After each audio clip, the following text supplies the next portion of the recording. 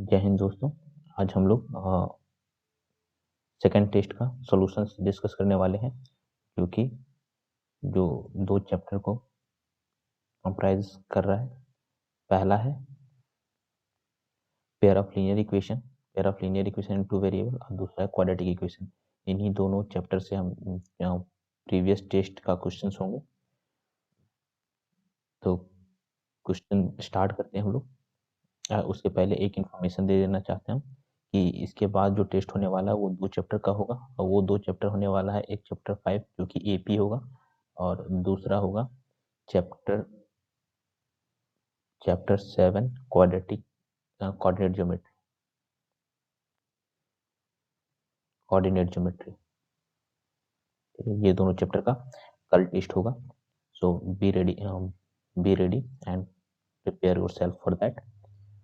Next हम लोग start करते हैं क्वेश्चन। तो पहला क्वेश्चन पे आते हैं हम लोग। फर्स्ट क्वेश्चन हमारा जो है,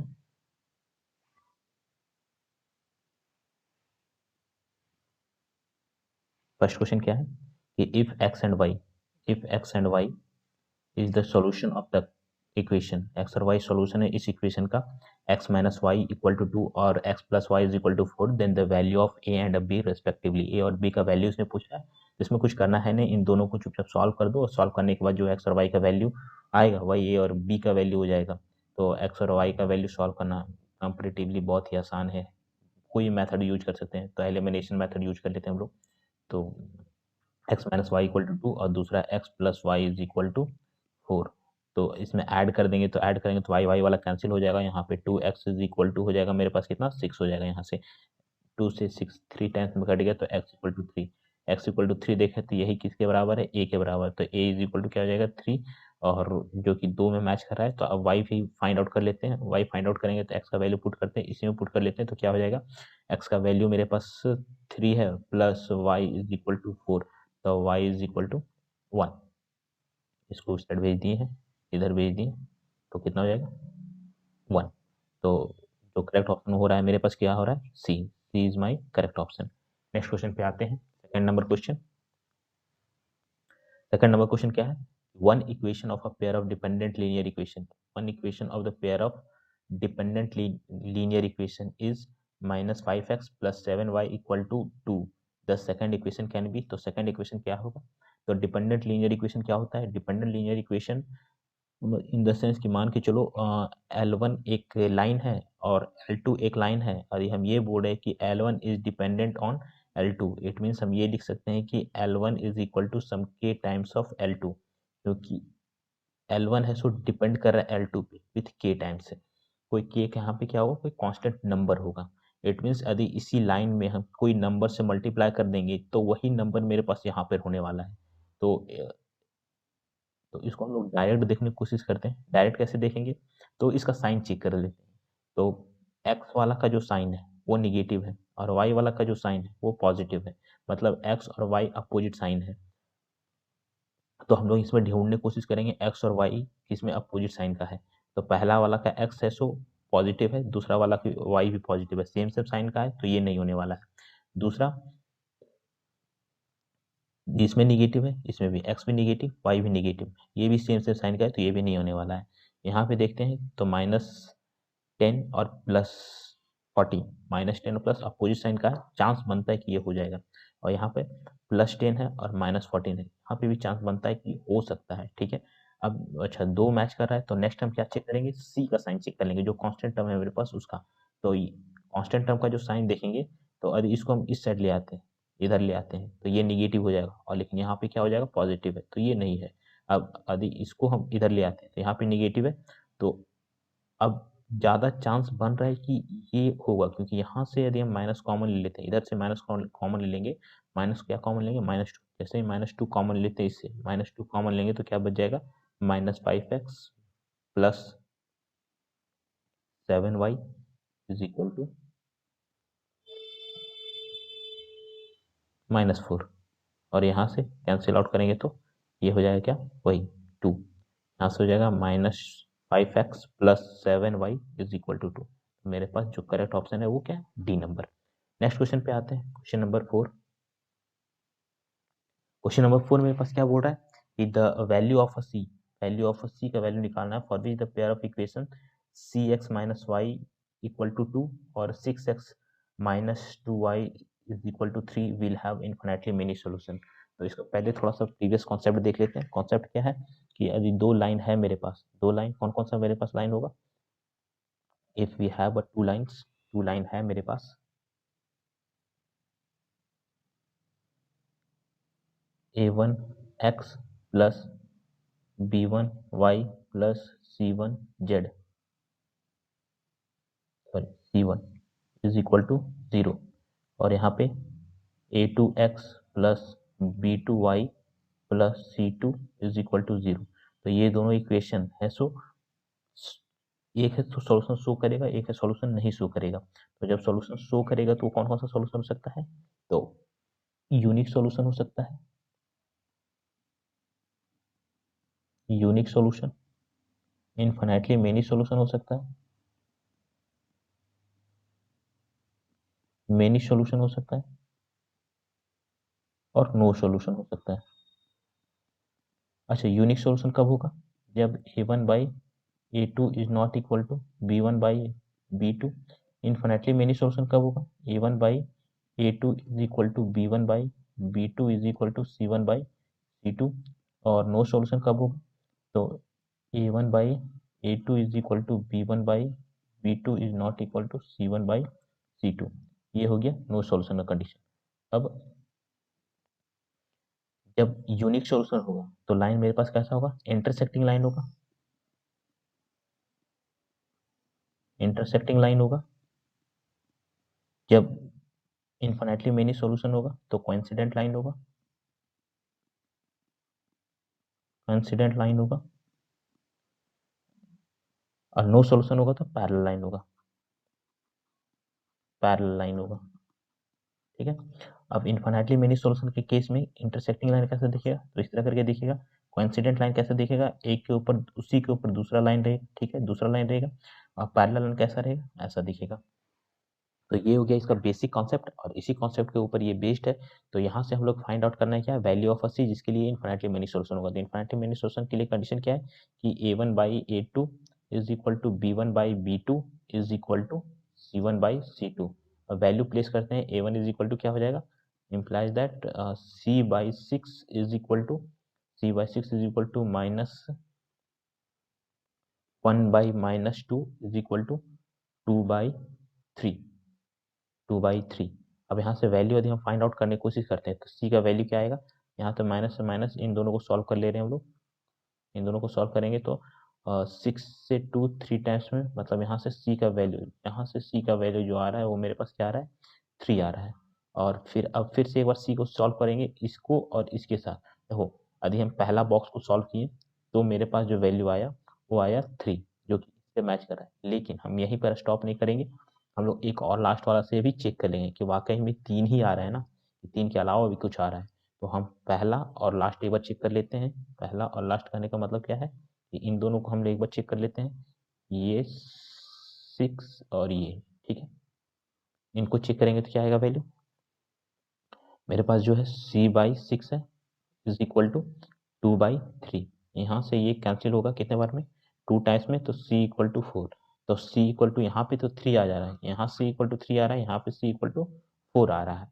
तो c का वैल्यू मैच कर नहीं रहा है। जब मैच नहीं कर रहा है उस केस में सॉल्यूशन एग्जिस्ट नहीं करने वाला है इसके लिए। ऐसा कोई भी c नहीं होगा जिसके लिए इनफिनिटली मेनी सॉल्यूशन देगा। इनफिनिटली मेनी सॉल्यूशन किसी भी सिचुएशन में ये देगा ही नहीं। नेक्स्ट क्वेश्चन पे आते हैं हम लोग। नेक्स्ट क्वेश्चन क्या बोल रहा है कि if the lines given,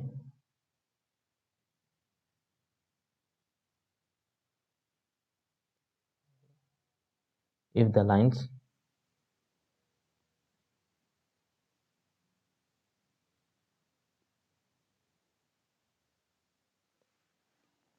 next question है, if the lines given by, if the lines given by, जो lines मेरे पास given है, if the lines given by 3x plus 2ky equal to 2 and 2x plus 5y is equal to 1 equal to 0।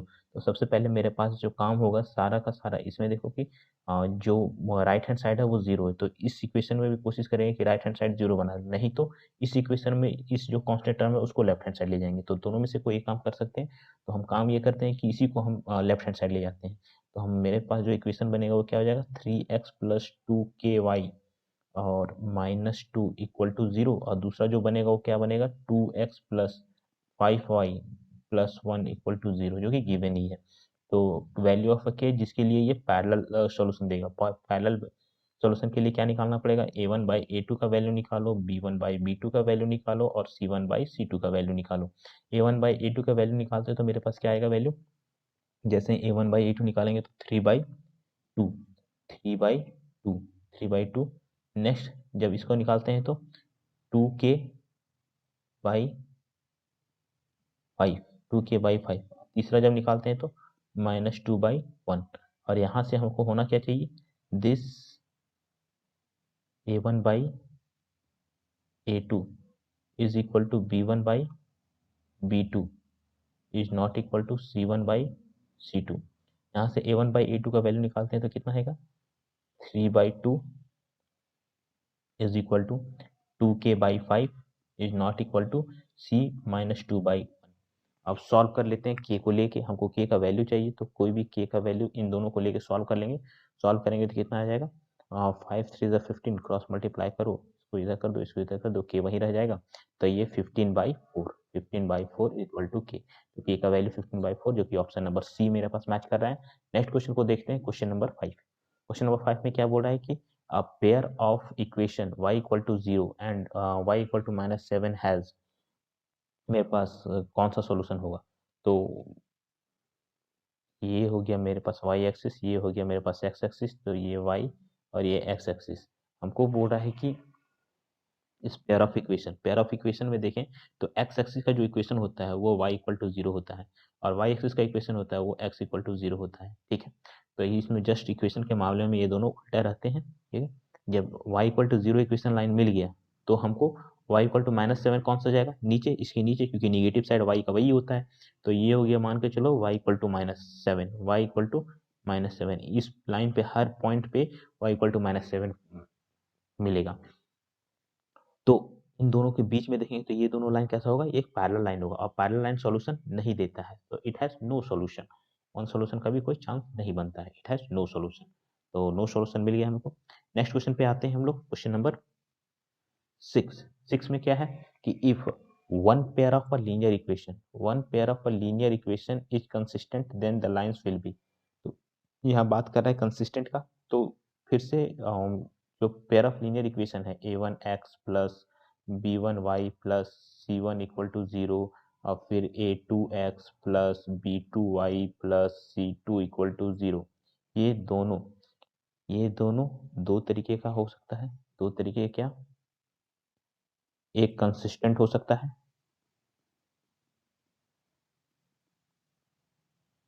Consistent हो सकता है, और एक inconsistent होगा।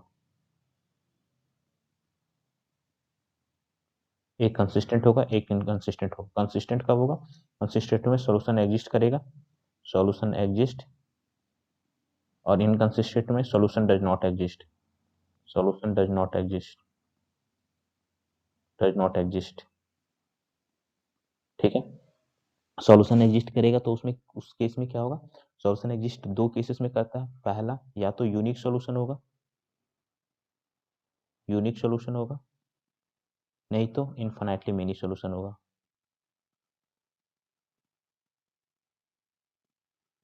Infinitely many solution होगा। और इसमें no solution, solution does not exist में सिंपल एक होता है, no solution exist, no solution मिलेगा। यूनिक सॉल्यूशन में जो लाइन होगी वो कैसा होगा, इंटरसेक्टिंग लाइन होगा, इंटरसेक्टिंग लाइन, और ये कोइंसिडेंट लाइन, कोइंसिडेंट लाइन होगा। ठीक है, तो मेरे पास दो चांस बनता है, ये कॉन्सिडेंट लाइन, और जो लाइन होगा वो कैसा होगा, पैरेलल लाइन, पैरेलल लाइन मिलेगा। तो मेरे पास जो सही हो रहा है वो इंटरसेक्टिंग और कोइंसिडेंट होगा, क्योंकि ये कंसिस्टेंट के बारे में बोल रहा है। तो ऑप्शन नंबर सी, 6 नंबर हो गया। 7 नंबर पे आते हैं। 7 नंबर में क्या है, the pair of equation this and this have, क्या कौन सा सॉल्यूशन होगा। तो इसके लिए हम लोग क्या निकालेंगे, a1/a2 निकालते हैं, और a1/a2 निकालेंगे तो a1 का वैल्यू 1 और a2 का वैल्यू क्या हो जाएगा -3। ये हो गया a1 और ये हो गया a2 का वैल्यू, ठीक है। और फिर b1/b2 निकालते हैं, b1/b2 निकालते हैं, तो b1 का वैल्यू 2 हो गया, b1 का वैल्यू 2 हो गया और b2 का वैल्यू -6 हो गया, तो 2/-6 इससे कैंसिल आउट करते हैं तो फिर से -1/3, इधर भी -1/3 ही आ रहा था। अब C1/C2 निकालते हैं, C1/C2 निकालेंगे क्या आएगा वैल्यू 5/1। ये C1 का वैल्यू हो गया, ये C2 का वैल्यू हो गया 5/1। मतलब जो वैल्यूज आ रहा है वो क्या है, A1/A2 is equal to B1/B2 is not equal to C1/C2। किसका कंडीशन, नो सॉल्यूशन का, जो कि पैरेलल लाइन होगा। 7 नंबर क्वेश्चन। 8 नंबर देख लेते हैं। इस इक्वेशन के पास कितने सारे सॉल्यूशन होंगे, कितने सारे सॉल्यूशन का सॉल्व करने के लिए क्या करेंगे, तो मेरे पास जो गिवन इक्वेशन है वो मेरे पास क्या है कि x² + 1 का होल स्क्वायर है और फिर -x² है इक्वल टू 0। ध्यान से देखो तो ये कुछ नहीं बल्कि हम इसको यदि a मान लेते हैं और इसको b मान लेते हैं तो ये a² - b² के फॉर्म में है, a² - b² के फॉर्म में है, तो a² - b² के फॉर्म में है, तो इसको तोड़ेंगे तो क्या हो जाएगा, एक तो हो जाएगा x² + 1 - x और दूसरा हो जाएगा x² + 1 + x, दूसरा इक्वल टू 0। अब ये जो कुछ नहीं था बल्कि क्वाड्रेटिक इक्वेशन है, ये भी क्वाड्रेटिक इक्वेशन है। अब ये क्वाड्रेटिक इक्वेशन को हम सॉल्व करके बता सकते हैं कि किसका रियल रूट होगा और किसका रियल रूट नहीं होगा। तो रियल रूट निकालने के लिए हम करेंगे क्या, पहले इसको अरेंज कर लेते हैं सही फॉर्म में। तो ये x² - x + 1 into x² + x + 1 equal to 0। यदि इसका वैल्यू देखें, इसका वैल्यू मेरे पास क्या होगा, यदि ये रियल रूट देगा तो d का जो वैल्यू है वो greater than 0, greater than equal to 0 होना चाहिए। तो हम d फाइंड आउट करते हैं, तो b² - 4ac, b² - 4ac का वैल्यू क्या होगा, b का वैल्यू -1, तो -1 का स्क्वायर -4, a का वैल्यू 1, a का वैल्यू 1 और c का भी वैल्यू 1 इंटू 1 इंटू 1, इसका वैल्यू कितना होगा 1 - 4 is equal to -3, less than 0, तो नो रियल रूट्स, इसका कोई रियल रूट्स नहीं होगा पहला के लिए। अब दूसरा का बात कर लेते हैं, दूसरा का वैसा ही निकालेंगे, तो 1 का स्क्वायर -4 इंटू 1 इंटू 1, ठीक है, इसका वैल्यू 1 - 4 इज इक्वल टू -3, इसका भी लेस देन 0, इसके लिए नो सोल्यूशन। तो दोनों का नो सोल्यूशन है, ये भी नो सोल्यूशन है, ये भी नो सोल्यूशन है, तो टोटल मिला के जो वैल्यू होगा मेरे पास no real roots, no real roots, option number C. Next question देखते हैं, question number 10, sorry question number 9। 9 question number में क्या है, बोल रहा है कि which of the following has no real roots, इसमें कौन सा है सो रियल रूट्स नहीं होगा। फिर से रियल रूट्स निकालने के लिए हमको क्या निकालना पड़ेगा, डी, डिस्क्रिमिनेंट। रियल रूट्स के लिए D is greater than equal to 0 हो जाना चाहिए। रियल रूट्स के लिए ध्यान रखना डी है so greater than equal to 0 होना चाहिए। हम रूट्स के बारे में थोड़ा सा इन्फॉर्मेशन दे देना चाहते हैं। यदि कोई क्वाड्रेटिक इक्वेशन है ax² + bx + c equal to 0 एक क्वाड्रेटिक इक्वेशन है, तो नेचर ऑफ रूट्स में जो हम लोग पढ़े थे, नेचर ऑफ रूट्स के बारे में बात कर लेते हैं। नेचर ऑफ रूट्स में कैसा होगा कि इफ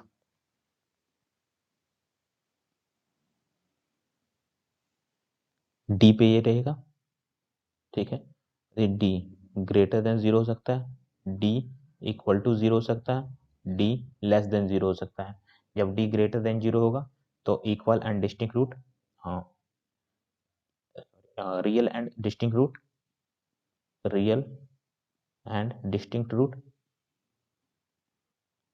रूट इसका रियल एंड इक्वल रूट्स और इसका no real roots, no real roots. No real roots कहने का मतलब क्या है, तो इमेजिनरी रूट्स,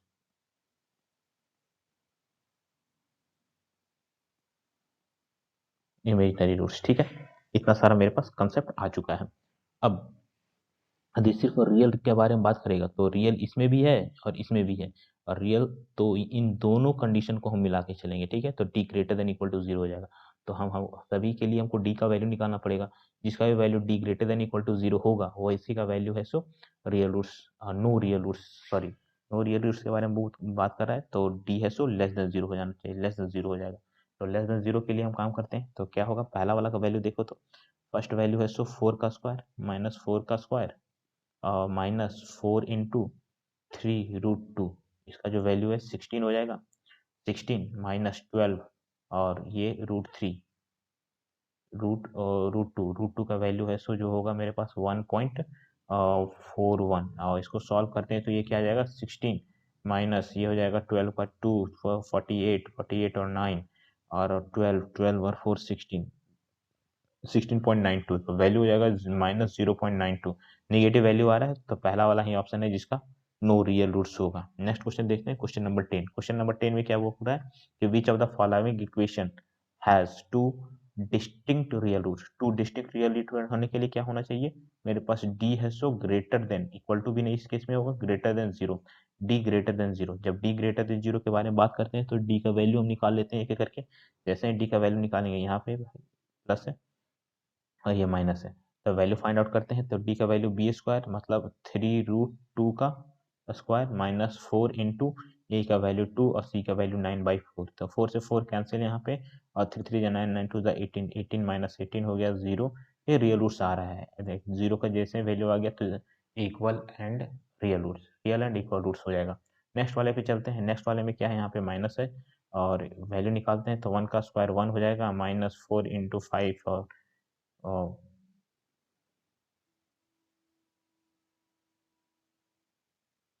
4 इंटू 5 4 इंटू -5 ये हो जाएगा क्या 4 इंटू -5 तो 1 1 plus 20 1 plus 20 is equal to 21 21 आ रहा है ग्रेटर देन जीरो, तो रियल रूट्स भी हो रहा है और डिस्टिंक्ट रूट भी होगा। तो यहाँ पे सिर्फ रियल इक्वल रूट हो गया, यहाँ पे हो गया distinct root real and distinct root. हमसे पूछ रहा है सिर्फ और सिर्फ डिस्टिंक्ट रूट के बारे में तो ऑप्शन नंबर बी करेक्ट बता रहा है। तो क्वेश्चन नंबर 10 हो गया। क्वेश्चन नंबर 11 पे आते हैं। 11 में क्या बोल रहा है कि quadratic equation 2x² minus root under 5x plus 1 is equal to 0 has, क्या होगा इसके पास क्वाड्रेटिक इक्वेशन, इस क्वाड्रेटिक इक्वेशन का 2 डिस्टिंक्ट रियल रूट होगा, 2 इक्वल रियल रूट्स होगा, नो रियल रूट्स होगा, मोर देन 2 रियल रूट्स होगा, क्या होना चाहिए।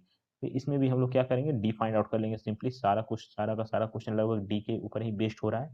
तो डी का वैल्यू निकालते हैं तो क्या हो जाएगा √b² -4ac, यहाँ से b का वैल्यू -√5 का होल स्क्वायर -4 इंटू ए का वैल्यू 2 और सी का वैल्यू 1 और √5 का value 5 -8 is equal to -3 less than zero मतलब no real roots, no real roots मतलब सी का सी आंसर सही हो रहा है।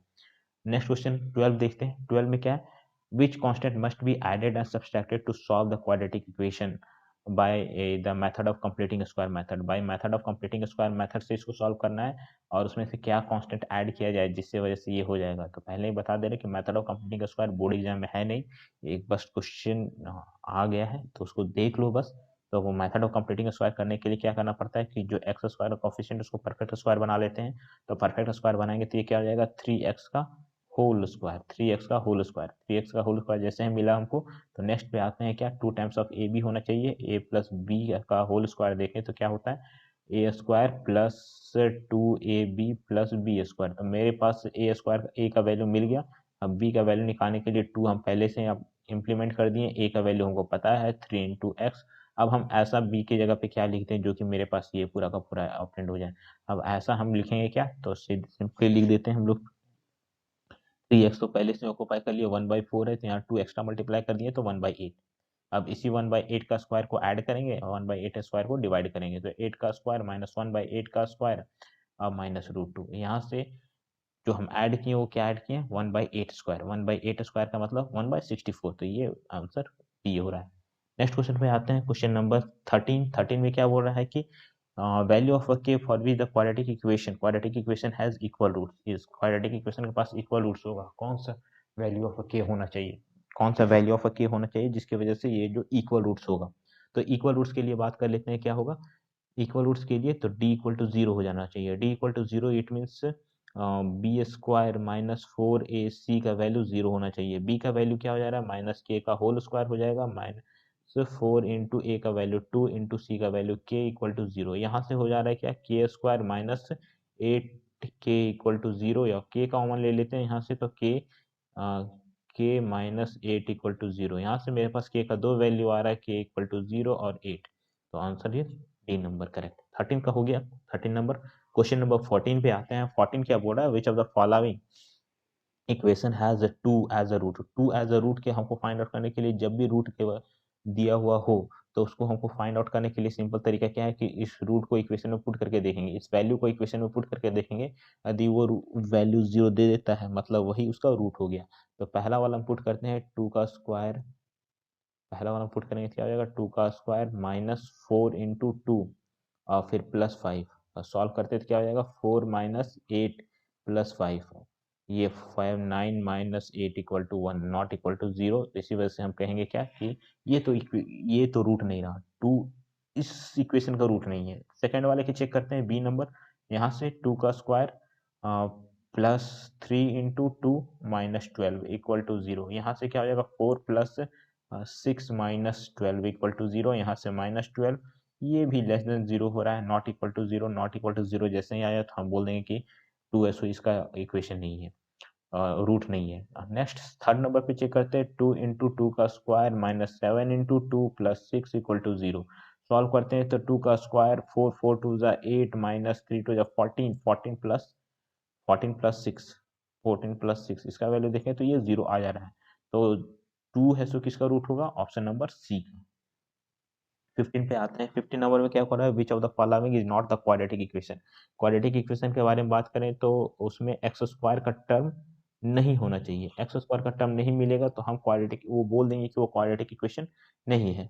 तो पहला वाला हम देखते हैं, तो इसमें एक्स स्क्वायर का term 2 times of x square होगा, ये एक्स माइनस 1 का whole square is equal to 4x square minus 2x plus 1। इसको सॉल्व कर लेते थे, 2 into x square minus 4 times of x plus two और यहाँ से 4x स्क्वायर। अब इसको सब्सट्रैक्ट करेंगे इसमें तो जरूर एक्स स्क्वायर वाला टर्म बचेगा। तो पहला वाला तो है क्वाड्रेटिक इक्वेशन, हमसे नॉट पूछ रहा है तो नॉट पूछ रहा है तो हम सेकंड वाले पे जाते हैं। सेकंड वाले पे ध्यान देते हैं तो क्या होगा, ये 2x minus x square is equal to x square plus 5। Minus x square जैसे ही इसको इस साइड ट्रांसफर करते हैं तो ये हो जाएगा 2x is equal to 5x का पावर 5 प्लस 5। और ये तो इसको सॉल्व करेंगे तो क्या आ जाएगा, सॉरी x का 4x, इसको इधर भेज दे रहे हैं तो ये 4x स्क्वायर। तो ये हो जा रहा है क्या, ये भी क्वाड्रेटिक इक्वेशन है। तो क्वाड्रेटिक इक्वेशन है तो हम यहाँ से कह सकते हैं कि ये तो क्वाड्रेटिक इक्वेशन नहीं होने वाला। थर्ड नंबर क्वेश्चन पे ध्यान देते हैं। थर्ड नंबर में क्या बोल रहा है कि √2x √3 का होल स्क्वायर, मतलब ये क्वाड्रेटिक इक्वेशन बनाने की कोशिश कर रहा है। ये भी क्वाड्रेटिक इक्वेशन ये भी है और ये 5x ये नहीं है और ये टर्म ऑफ द सीक्वेंस है, यहाँ पे प्लस माइनस कुछ नहीं है, टर्म ऑफ द सीक्वेंस है तो इस वजह से ये क्वाड्रेटिक इक्वेशन हो जाएगा। जब ये क्वाड्रेटिक इक्वेशन हो जाएगा तो क्वेश्चन नंबर डी पे आते हैं, ये ऑब्वियस बात नहीं होगा। तो हम नेक्स्ट क्वेश्चन पे चलते हैं। 16 नंबर क्वेश्चन। 16 नंबर क्वेश्चन क्या बोल रहा है, which of the following is the quadratic equation. इसमें से आप पूछ रहे हैं कि कौन सा क्वाड्रेटिक इक्वेशन है। पिछले वाले में था क्या कि क्वाड्रेटिक इक्वेशन नहीं है, इसमें बोला है कि which of the following is quadratic equation. Quadratic equation होगा, क्वाड्रेटिक इक्वेशन होने के लिए हमको चाहिए क्या, एक्स स्क्वायर का कोफिशिएंट। अब एक्स स्क्वायर का कोफिशिएंट हम फाइंड आउट करते हैं। देखो इधर एक्स स्क्वायर है, यदि इसको a माइनस बी का होल स्क्वायर तोड़ते हैं तो ये 16 माइनस 8x और प्लस एक्स स्क्वायर, और a से एक्स स्क्वायर से एक्स स्क्वायर कैंसिल आउट हो जाएगा। एक्स स्क्वायर का टर्म खत्म हुआ कि क्वाड्रेटिक ही अपने आप खत्म हो जाएगा। नेक्स्ट में हम देखते हैं इसमें एक्स स्क्वायर का कोफिशिएंट, एक्स स्क्वायर क्या आएगा, एक्स स्क्वायर यहाँ पे इस साइड तो -2x स्क्वायर है, यहाँ पे देखो तो x इंटू एक्स स्क्वायर हो जाएगा, 2 -1 इंटू 2 -2x स्क्वायर। तो इधर उधर आजू बाजू तो इधर से ऐसे ही कट जाएगा और इसका वैल्यू भी है, सो ये भी है, सो क्वाड्रेटिक इक्वेशन हो वो नहीं होगा, ये भी क्वाड्रेटिक इक्वेशन नहीं होगा। थर्ड नंबर देखते हैं तो k plus 1 x square plus 3/2 x is equal to 7 where k is equal to -1। यदि हम k का वैल्यू -1 पुट करते हैं तो ये ऐसे ही 0 हो जाएगा। एक्स स्क्वायर का कोफिशिएंट 0 का मतलब ये है कि क्वाड्रेटिक इक्वेशन नहीं है, तो ऑब्वियस सी बात है कि लास्ट वाला होगा। अब मेरे पास यही ऑप्शन सही होने वाला है। नेक्स्ट क्वेश्चन पे आते हैं। क्वेश्चन नंबर 16 हो गया। 16 के बाद 17 पे देखते हैं। 17 नंबर क्वेश्चन क्या बोला है कि 3 चेयर्स है, मेरे पास कितना चेयर है, 3 चेयर है, एक टेबल है, कितना रुपया का, 900 रुपये का। नेक्स्ट आगे आगे क्या बोल रहा है कि 5 चेयर है, 3 टेबल है और कॉस्ट ऑफ 21 रुपीज नहीं है, यहाँ पे ये 2100 है, ठीक है, 2100 रुपीज है। If the cost of one chair x and one table cost is y rupees, then the situation, this situation can be represent algebraically as, तो इस सिचुएशन को कैसे अलजेब्रिकली हम लोग रिप्रेजेंट करेंगे? तो पहला x का वैल्यू हम चेयर पहले से मान लिया गया है, तो 3x, और टेबल का y मान लिया, तो plus y is equal to 900। और दूसरा बात देखें तो दूसरा बात क्या हो जाएगा, 5 chair 5x plus 3y is equal to 2100। इन दोनों को सॉल्व करेंगे, इन दोनों को सॉल्व करेंगे, रिप्रेजेंटेशन करना था, तो ये ऑप्शन नंबर सी सही हो रहा है, क्योंकि इसी से साथ मैच कर रहा है। क्वेश्चन नंबर 17 के बाद क्वेश्चन नंबर 18 पे आते हैं हम लोग। 18 नंबर क्वेश्चन क्या बोल रहा है कि the point of intersection of the line represented by the, हमको पॉइंट ऑफ इंटरसेक्शन पता करना है, पॉइंट ऑफ इंटरसेक्शन जो कि रिप्रेजेंट कर रहा है 3x minus Y equal to 3 पे। मेरे पास जो इक्वेशन है वो क्या है, 3x minus y is equal to 3 and y axis का जो लाइन है तो वो दिखेगा मेरे पास, जो दिखेगा वो कैसा दिखेगा, जीरो और वाई टाइप में कुछ दिखेगा कोऑर्डिनेट्स वाई एक्सिस पे। तो वाई एक्सिस से ही डिस्टेंस पूछ रहा है, तो वाई एक्सिस का कोऑर्डिनेट लेंगे, वाई एक्सिस का कोऑर्डिनेट लेंगे तो जैसे ही हम एक्स का जगह जीरो पुट करेंगे, एक्स की जगह पे जीरो पुट करेंगे, तो मेरे पास वैल्यू क्या आएगा, 3 into zero minus Y equal to 3, यहाँ से y इक्वल टू 3 आ गया वैल्यू। जैसे ही y इक्वल टू 3 वैल्यू आया मेरे पास, sorry y equal to minus 3 आ गया value, y equal to minus 3 जैसे ही वैल्यू आया तो मेरे पास जो ऑप्शन करेक्ट हो रहा है वो ऑप्शन नंबर 8 हो रहा है, ए हो रहा है। 18 नंबर क्वेश्चन हो गया। क्वेश्चन नंबर 19 पे ध्यान देते हैं। 19 क्या बोल रहा है, the quadratic equation whose roots are, quadratic equation जिसका रूट्स मेरे पास 2 प्लस रूट 3 और 2 माइनस रूट 3 है इज, तो हम फॉर्मेशन ऑफ क्वाड्रेटिक इक्वेशन देखते हैं। फॉर्मेशन ऑफ क्वाड्रेटिक इक्वेशन क्या है, x square minus alpha plus beta और फिर प्लस अल्फा इंटू बीटा, और ये जो वैल्यू है ये आदमी है, सो इसको हम सॉल्व कर लेंगे। इसी को हम मान लेते हैं, इसको अल्फा मान लेते हैं और इसको बीटा मान लेते हैं। और अल्फा का वैल्यू जो होगा वो क्या होगा, 2 प्लस रूट 3, और दूसरा बीटा का वैल्यू जो होगा वो क्या होगा, beta is equal to 2 minus root 3। Alpha plus beta is equal to क्या होने वाला है, alpha plus beta is equal to root 3 से रूट 3 कैंसिल, बच गया 4, और alpha into beta is equal to क्या हो जाएगा, alpha into beta 2 plus root 3 into 2 minus root 3। Solve कर लेंगे तो ये 4 minus 3, 4 minus 3 is equal to 1। अब उस फॉर्मेशन पे ध्यान देते हैं कि x square minus alpha plus beta is equal to value हो जाएगा कितना, अल्फा प्लस बीटा का वैल्यू 4x और अल्फा इंटू बीटा का वैल्यू जो हो जाएगा वो कितना हो जाएगा, 1 हो जाएगा, प्लस 1। तो करेक्ट ऑप्शन मेरे पास ऑप्शन ए दिख रहा है। तो नेक्स्ट क्वेश्चन 19 के बाद 20 पे ध्यान देते हैं। 20 नंबर क्वेश्चन क्या बोला है, a pair of equation ax plus 2y, ax plus 2y, ax plus 2y is equal to 9। Next equation है क्या है, 3x plus by is equal to 18, represents the parallel line where a b are integers, a और b सो integers है। तो parallel line के लिए condition क्या था, a1 by a2 is equal to b1 by b2 is equal to c1 by c2। यदि इन दोनों को solve, sorry, is not equal to c1 by c2, यदि इन दोनों को सॉल्व कर लेंगे तो मेरे पास वैल्यू कंडीशन आ जाएगा। तो a1 का वैल्यू कुछ नहीं बल्कि क्या है, a बाई 3, और a2 का वैल्यू 3 हो गया, और b1 का वैल्यू क्या है, कितना है, b1 का वैल्यू 2 और b2 का वैल्यू b। यहाँ से हम सॉल्व करते हैं इन दोनों को, और साथ में नॉट इक्वल टू कितना, 9/18। इन दोनों को सॉल्व करते हैं तो ये मेरे पास वैल्यू क्या होता है, ए इंटू क्रॉस मल्टीप्लाई कर रहे हैं, इनसे इनसे क्या हो जाएगा, a into b equal to 6, a into b equal to 6। Question number D हो गया, ऑप्शन नंबर डी सही है। नेक्स्ट लास्ट क्वेश्चन है 21 नंबर क्वेश्चन को ध्यान दे देते हैं। क्या बोल रहा है कि Aruna has only 1 rupees and 2 rupees coin, 1 rupees का कॉइन है, 2 रुपीज का कॉइन है, with her if the total amount of the coin, total coin है सो 50 है, और द अमाउंट ऑफ मनी जो इसके पास है वो 75 रुपीज है, then the value then the number of re one and रेश टू कॉइन्स आर रिस्पेक्टिवली। तो 1 रुपया और 2 रुपये का कितना कॉइन हो सकता है उसके पास। तो इसको इस क्वेश्चन को सॉल्व करने के लिए हम इस क्वेश्चन को सॉल्व करने के लिए हम क्या करते हैं, पहले मान लेते हैं कि लेट जो 1 रुपीज कॉइन है, री 1 रुपीज कॉइन कितना है, एक्स है, और रेस्ट 2 रुपीज का कॉइन है सो क्या है, वाई है। It means x plus Y is equal to, x plus Y is equal to कितना हो जाएगा मेरे पास, 50, और एक्स वैल्यू के अनुसार देखते हैं 1 into x plus 2 into y is equal to कितना हो जाएगा, 75, और यहाँ से हम x plus 2y is equal to 75, इन दोनों क्वेश्चन को सॉल्व कर लेते तो क्या आ जाएगा, x plus 2y is equal to 75 by x plus Y is equal to x plus Y is equal to 15। Solve कर लेते हैं तो ये कैंसिल आउट हो गया, माइनस माइनस ये माइनस, यहाँ से y इज इक्वल टू क्या होगा, वैल्यू 25। जब y इक्वल टू 25 तो ऑटोमेटिकली x इक्वल टू भी कितना हो जाएगा, 25। तो ये था लास्ट क्वेश्चन दोस्तों। Thank you so much. और लास्ट में try to subscribe my channel to be you. Thank you. और नेक्स्ट डे है सो नेक्स्ट डे तो चैप्टर को रिवाइज करने की कोशिश करना।